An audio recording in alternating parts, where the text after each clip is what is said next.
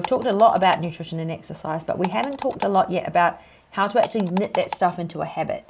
So in lesson 5, we're going to talk about turning intentions into a lifestyle. And what are the simplest, easiest strategies to make the right decision the easiest decision to make? Because willpower is exerted energy. So anytime you're using willpower, you are wasting energy. So how can we do this in a way where you're using minimal willpower? It's very easy to make the right decision and it feels sustainable in the long term. Let's talk about the secret of good nutrition. Now, it's never about good and bad foods. It's more about making the right choices at the correct times. So have you cleared out your fridge? Have you sorted out all your containers? Have you sorted out your pantry? Have you removed all the temptations, all the things that are going to make it hard for you to make the right decision?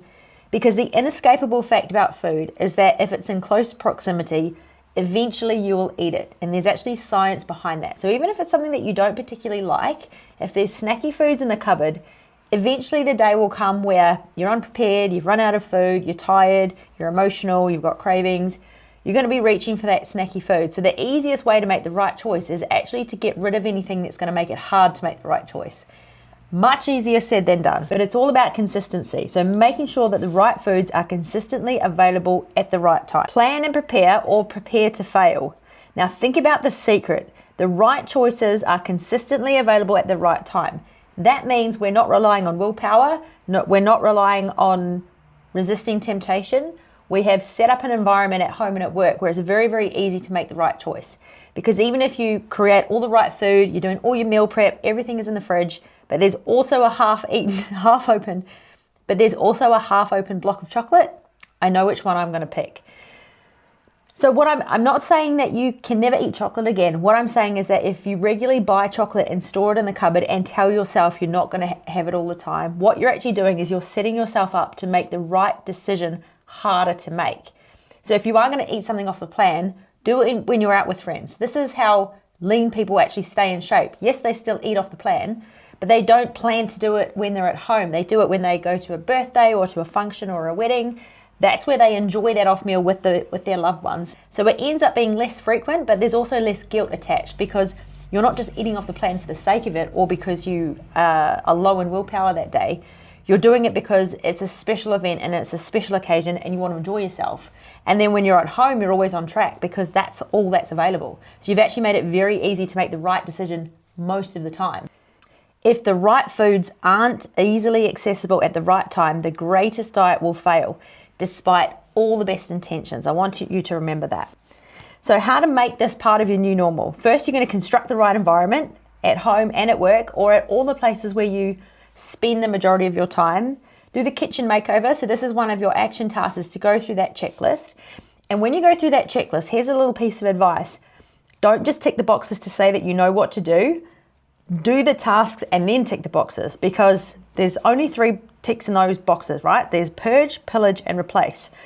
3 ticks, very easy to just go tick, tick, tick, send it in. But to do the actual task, the purge and pillage, extremely difficult. I've got a whole separate video where you're watching me do it. It can take me up to 2 hours to do that task, 2 hours. But the more frequently you do it, the less time it takes, because there's going to be less crap for you to actually get rid of. So clearing out all those environments, having everything nice and organized and systemized, then what happens is you actually feel more inspired to do food prep as well, because it's much easier. The system becomes like a conveyor belt. It's so much easier to do. Less thinking, less effort, less time, much easier. Then you're set up to be able to make what we call FDN meals. So that's fast, delicious, nutritious. So you're doing the shop and chop. So whenever you buy veggies, you don't just put those vegetables straight in the fridge. You chop them all up and put them in containers, so that when you're ready to do your food prep, again, it's faster and it's easier. Every time you can find a time-saving hack, implement it straight away. So even if it's something as small as cutting your broccoli into cubes before you put it into the fridge, that way when you go to make your next stir fry or your next bulk meal, you don't have to pull out the broccoli and chop it up into cubes. It's already done. So the diet mindset is focus on the food. I can eat this, I can't eat that. Good food, bad food, food. They just focus on food. But someone who stays in shape all the time and doesn't need to diet, this is where they differ. They don't focus on what they should or shouldn't be doing. They start focusing on all the little 1%ers that are making it hard for them to do the right thing. So even if it's something as small as throwing out all the containers that you have and getting new ones that fit better in your drawer or that fit better in your fridge, buying yourself one really good sharp knife, It might be clearing out your cupboard and getting rid of all the crap that doesn't need to be there anymore, so you've got more space. Every little 1%er is just going to make this process more of a well-oiled machine for you, so that it's actually easy for you to stay on track. This is how lean people stay in shape all the time. Yes, they know good and bad foods, or they know what food is going to help them build a metabolism. But instead of focusing on that, they peel the layers back and they look at all the things that are going to actually make it easy for them to eat that food, rather than just try and eat all the right things, but not do food prep, not clear out the fridge, not clear out the pantry, not write shopping lists, not try and be organized, not do any of the stuff that's actually going to make it easy to eat that food in the first place. Think about this now. The normal that you have now, is it working for you?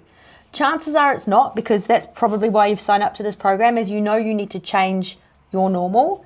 And this comes back to your identity as well. So the first thing to think about now is, okay, these are the steps that I need to implement and turn into a habit, but I need to start thinking that I am that person. So yes, I am the type of person that goes to the gym regularly. I am the type of person that eats omelets for breakfast. I am the type of person that goes to bed earlier. I am the type of person that does food prep. I am the type of person that brings my meals to work. I am the type of, not the I will be or I'm going to be, I already am. Because if you start embedding that as an identity now, it actually becomes much easier to behave as the person that you want to become. Again, we're not talking about food or nutrition here. We're talking about a better way of life. If you can focus on the process and improving the process 1% every day, it's going to be much, much easier to hit that goal and also keep it. It's the process that people need to permanent change. So it's not that they need another diet. It's not that they need another program. It's not even that they need another goal or a deadline or a blackmail. What they need is a process that they can stick to on their worst day. So if you set yourself a training program, a system, a plan, and you factor in that you can get it done on your best day, it's not going to last. If you think about what could happen on your worst day, when everything goes wrong, when emergencies happen, what can you actually stick to during those times in your life? Start with that. That's actually your foundation. Yes, there's going to be periods where things are going well for you and you might be able to up your compliancy and your consistency. But what happens to you when you're going through the worst time? So things that stress you out, things that scare you, I don't know, you've got to take your dog to the vet, one of your kids is sick, whatever. What do you end up doing on those days? That's the stuff you got to focus on. How can you make it a little bit easier on those days to increase your consistency? That's where everyone starts, and that's the reality. Is we all want to go to the fancy bells and whistles and the macros and all the fancy exercises in the gym, but none of that stuff actually matters unless you've gone right back to, okay, what can I actually do every day now without falling off the wagon? That's your baseline. That's where you've got to start. Because the thing is, change actually comes from commitment.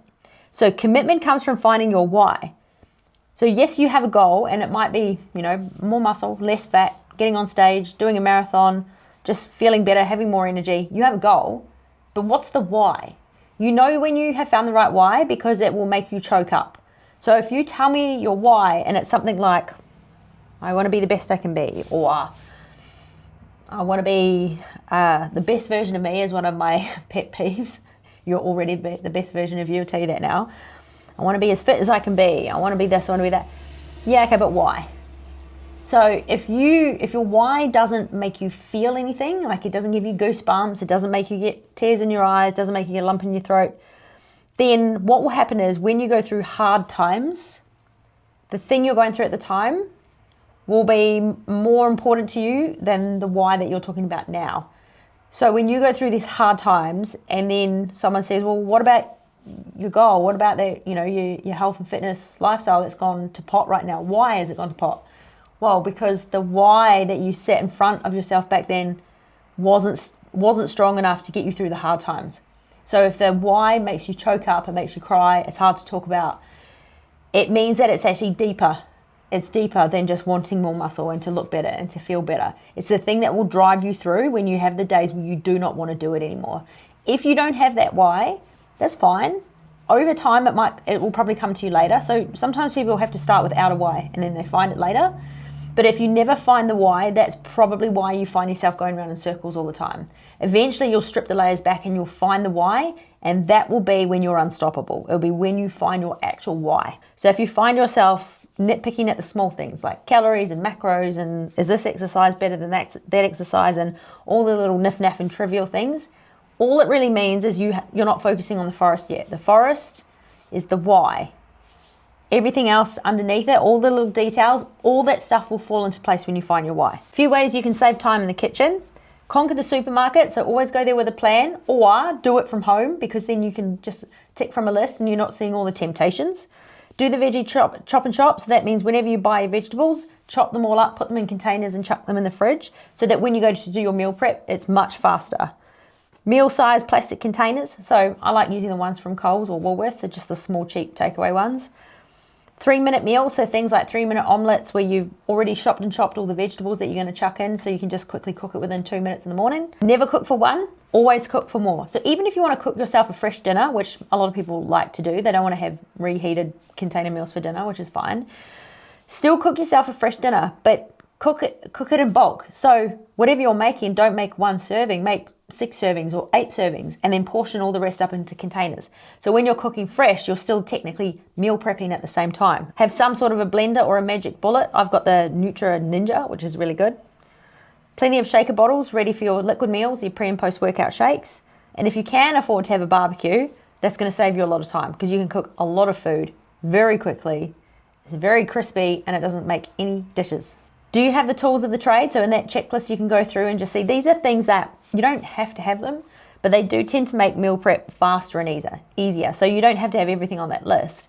But as you go through, you might have a goal to buy 1 or 2 more of those things next time, just to make your meal prep that little bit faster and easier. All right, action steps.